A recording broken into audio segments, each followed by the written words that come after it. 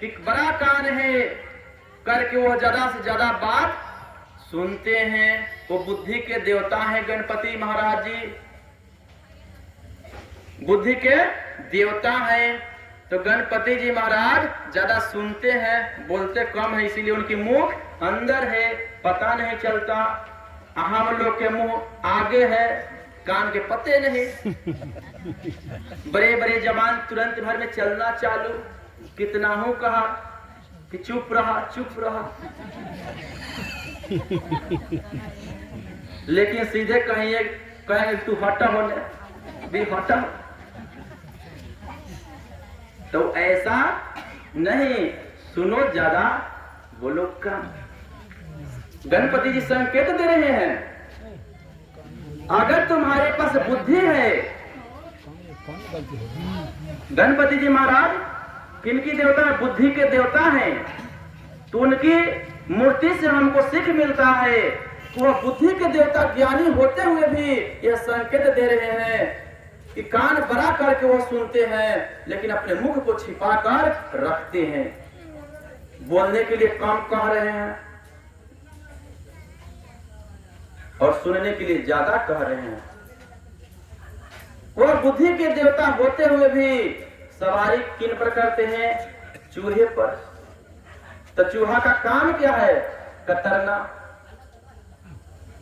चूहा का काम है कतरना, तर्क। एक चूहा का काम है कतरना, यानी तर्क करना। तर्क करना ही कतरना है। तो भगवान गणपति देवता ने सवार किस पर है? चूहे पर, तर्क पर। तो जहां पर तर्क होगा वहीं पर बुद्धि रहेगा। जहां पर तर्क होगा तो वहीं पर बुद्धि रहेगा। अगर आप कोई प्रश्न हमसे रखे, कोई प्रश्न किए, तो उसका मैंने उदाहरण दे रहा हूं, तो उदाहरण भी बहुत प्रकार से उसमें निकलेगा। उस पर कितने आंसर भी पड़ेंगे, बहुत सा अर्थ निकलेगा। तो हमको बुद्धि विवेक तेज होगा। तो गणपति महाराज जी बुद्धि पर सवार, तर्क पर सवार है। तो भगवान शंकर जी कैलाश पर सभी लोग विराजमान और प्रेम से एक घर में रह रहे हैं। एक दिन भगवान शंकर जी ने अपने घर से बाहर निकले और निकाल के बट वृक्ष के जाकर बिना कोई उद्देश्य से आसन लगाकर बैठ गए। आसन लगाकर भगवान शंकर जी ने बैठ गए। मैया पार्वती जी ने भगवान शंकर जी के बैठे हुए देखकर वो भी जाती है भगवान शंकर जी के समीप। तो भगवान शंकर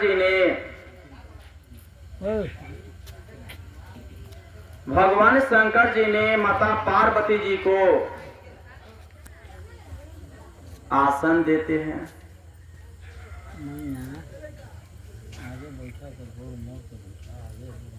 तो भगवान शंकर जी ने आसन मैया पार्वती जी को दे रहे हैं। कहा? अपने वाम भाग में।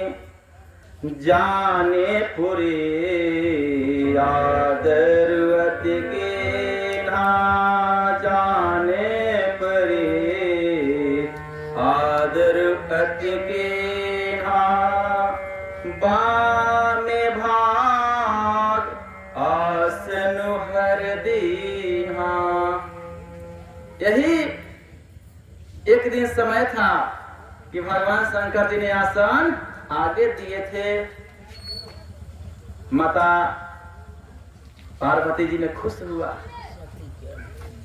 कि जाने परी आदरु अति कीन्हा, यानी अति के मतलब पूरा, अति के मतलब पूरा ज्यादा भावुक होकर भगवान शंकर जी ने आदर के साथ मैया पार्वती जी को वाम भाग में आसन बिछा दिए और मैया पार्वती जी उनके बगल में विराजमान हो गए।